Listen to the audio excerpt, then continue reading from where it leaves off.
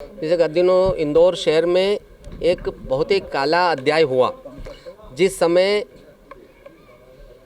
सरकार की agency IDA Indore विकास प्राधिकरण के द्वारा विकसित करी गई एक कमर्शियल कॉलोनी के एक प्लॉट को ये बताकर तोड़ दिया गया कि वो नाले पे बना हुआ है।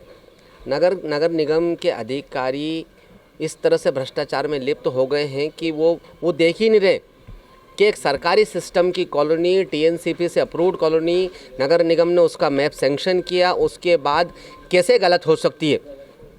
इतना अन्याय अत्याचार मुझे लगता है नगर निगम इंदौर में ही हो सकता है कि जिस तरीके से एक सामान्य आदमी के 1000 स्क्वायर फीट 1100 स्क्वायर फीट के मकान को पूरी तरह से ध्वस्त कर दिया गया। वो नाले था ही नहीं। नाला अगर हम खसरे में देखेंगे तो नाला दूसरी जगह वो चैनलाइज किया हुआ नाला था, वहाँ किसी प्रकार का एनजीटी का कोई नियम लागू नहीं होता। और अगर एनजीटी का नियम लागू होता है तो इस प्रकार के 25 बिल्डिंग वहाँ पे बनी हुई है, पहले उन पे कार्रवाई क्यों नहीं की गई। लेकिन चूंकि वहाँ पे इस प्रकार का कोई नियम लागू ही नहीं होता है, अन्याय अत्याचार का भ्रष्टाचार का बोलबाला है। आज हम नगर निगम आयुक्त महोदय से मिलने आए थे, उनकी जगह उन्होंने रोहित सिसोने जी को अपॉइंट करा था, वही जांच अधिकारी है। और उन्होंने हमें आश्वासन दिया है कि संबंधित BOBI पे विभागीय कार्रवाई के तहत कड़ी कार्रवाई की जाएगी, ताकि इंदौर शहर में इस प्रकार की दुर्घटना निकट भविष्य में आने वाले समय में कभी भी ना हो। टैक्स को लेकर भी बात करिए। टैक्स को लेकर तो हम लोग पूरी पार्टी दृढ़ संकल्पित है कि जिस तरीके से इंदौर शहर के लोगों पे एक नया बोझा डालने की नगर निगम कोशिश कर रही, ताकि एक नया भ्रष्टाचार महापौर जी के नेतृत्व में हो सके।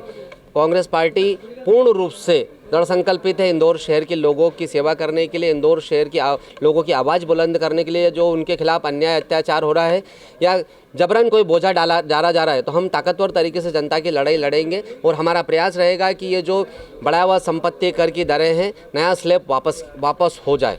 भैया, महापौर जी का तो कहना है ये कोई नया टैक्स नहीं है, बल्कि 23 और 24 में जो प्रावधान किए गए थे। महापौर जी शायद भूल गए हैं कि जब वो चुनाव लड़े थे तो उनने घोषणा पत्र में जारी किया था कि अगर वापस से भारतीय जनता पार्टी की परिषद बनेगी, महापौर भारतीय जनता पार्टी का बनेगा, तो किसी प्रकार के किसी भी तरह के टैक्स में कोई वृद्धि नहीं होगी। लेकिन चूंकि महापौर जी के नेतृत्व में नए नवाचार हो रहे, इंदौर शहर त्राहिमाम हो रहा था।